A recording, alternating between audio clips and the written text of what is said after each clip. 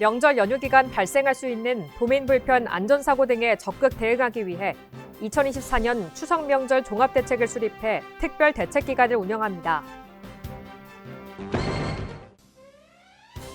2024 시도지사 정책 컨퍼런스에서 충북이 최초로 추진하고 있는 혁신 정책을 소개했습니다.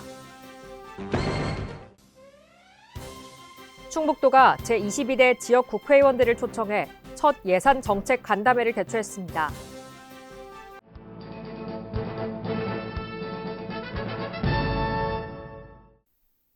여러분 안녕하십니까? CBI-TV 충북뉴스입니다. 첫 소식입니다. 명절 연휴 기간 발생할 수 있는 도민 불편, 안전사고 등에 적극 대응하기 위해 2024년 추석 명절 종합대책을 수립해 특별 대책 기간을 운영합니다.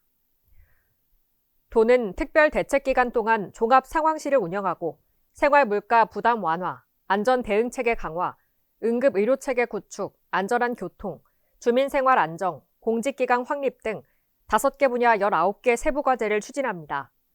추석 명절 생활 물가 안정을 우선 과제로 하고 물가 책임 담당 관제 및 물가대책 종합상황실을 운영하기로 했습니다. 또한 소방관서 특별 경계근무 실시와 각종 시설 안전 점검 및 집중호우, 태풍 대비 사전 조치를 위해 노력할 계획입니다. 아울러 연휴 기간 문 여는 병의원과 약국을 지정 운영하고 코로나19 환자 대비 비상상황실을 운영합니다. 또한 추석 특별교통대책 상황실을 운영할 예정입니다. 2024 시도지사 정책 컨퍼런스에서 충북이 최초로 추진하고 있는 혁신 정책을 소개했습니다. 시도지사 정책 컨퍼런스는 대한민국의 미래, 지역에서 답을 찾다라는 슬로건 아래 지역 인구 감소에 대한 대책으로 각 시도지사의 경험을 통해 정책 대안을 제시하는 자리로 진행됐습니다. 김영환 충북지사는 결혼 비용 및 임신, 출산 가정 대출이자 지원 등 충북에서 최초로 시행하는 저출생 대응 정책과 충북 K-유학생 제도를 소개하며 지역 소멸과 농촌, 산업인력 부족 문제의 해법을 제시했습니다. 또한 충북형 도시농부, 도시근로자 사업과 의료비 후불제 등 도민체감 혁신 정책 성과를 홍보했습니다. 충북도가 제22대 지역 국회의원들을 초청해 첫 예산 정책 간담회를 개최했습니다. 이번 예산 정책 간담회는 지역 현안과 국비 확보를 위해 지역 국회의원들의 적극적인 지원과 협조를 요청하는 자리로 진행됐습니다. 도는 중부내륙특별법 개정과 K-바이오스퀘어 조성 예타 면제, 청주국제공항 민간전용 활주로 신설, 제5차 국가철도망 구축계획 반영 등 14개의 굵직한 주요 현안과 중부고속도로 확장 사업, 원도심 문화유산 연계, 문화의 바다 공간, 다목적 방사관 가속기 구축 사업 등 35개의 정부 예산 사업에 대해 내년도 국비 사업 반영을 적극 건의하고 현안 해결과 국비 확보가 실현될 수 있도록 관심과 지원을 요청했습니다. 김영환 충북지사가 제8기 충청북도 도민 홍보대사들의 도정에 대한 이해와 역량 강화를 위해 교육에 참석해 특강을 진행했습니다. 이번 특강은 충북, 대한민국 중심에 서다라는 주제로 도민 홍보대사들이 도의 정책과 비전을 깊이 이해하고 이를 바탕으로 효과적인 홍보 활동을 펼칠 수 있도록 돕기 위해 마련됐습니다. 충북도 주요 정책 설명과 과감한 개혁과 혁신으로 성장하고 있는 충북도를 소개하는 소통의 시간이었습니다. 이번 교육은 도민 홍보대사들이 충청북도의 다양한 정책과 강점을 알고 널리 홍보할 수 있도록 특강 외에도 충북 문화유산의 홍보 전략, SNS를 활용한 도정 홍보 전략 등을 주제로 추진됐습니다. 추석 명절을 맞아 청주 사창시장을 방문해 장보기 행사 진행과 시장 상인의 애로사항을 청취하는 등 민생 소통 행보를 이어갔습니다. 김영환 지사는 사창시장에서 온누리 상품권으로 물품을 구매하며 장기적인 경기 침체와 물가 상승으로 어려움을 겪고 있는 상인들을 격려했고 추석 명절 물가를 점검했습니다. 이어 사창시장 고객센터로 이동해 충북 상인연합회 임원진, 사창시장 상인들과 전통시장 활성화 방안에 대해 논의하는 간담회를 가졌습니다. 충북 상인연합회는 전통시장 상인들이 고금리 고물가 장기화로 인한 소비심리 위축 등 많은 이유로 어려움을 겪고 있으며 전통시장이 살아날 수 있도록 도에서 각별한 관심과 지원을 요청했습니다.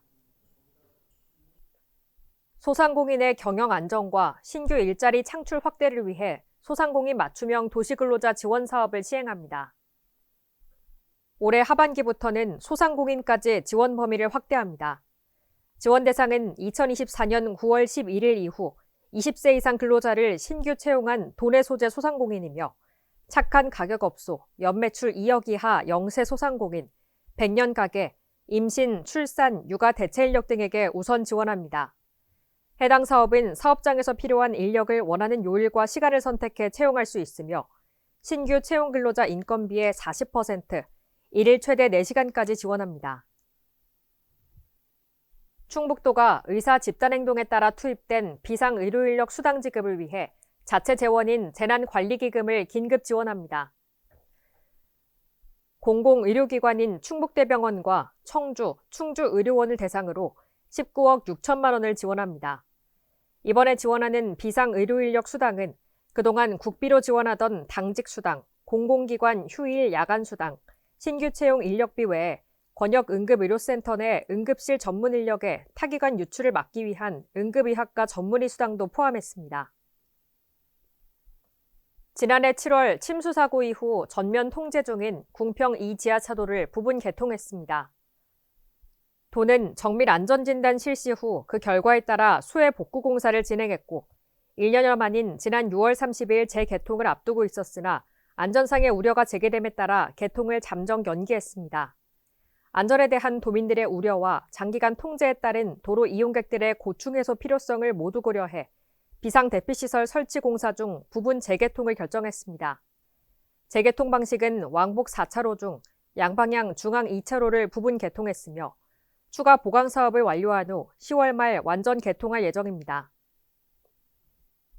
저발전 지역의 신속한 산업단지 조성을 위해 찾아가는 인허가 컨설팅을 운영합니다.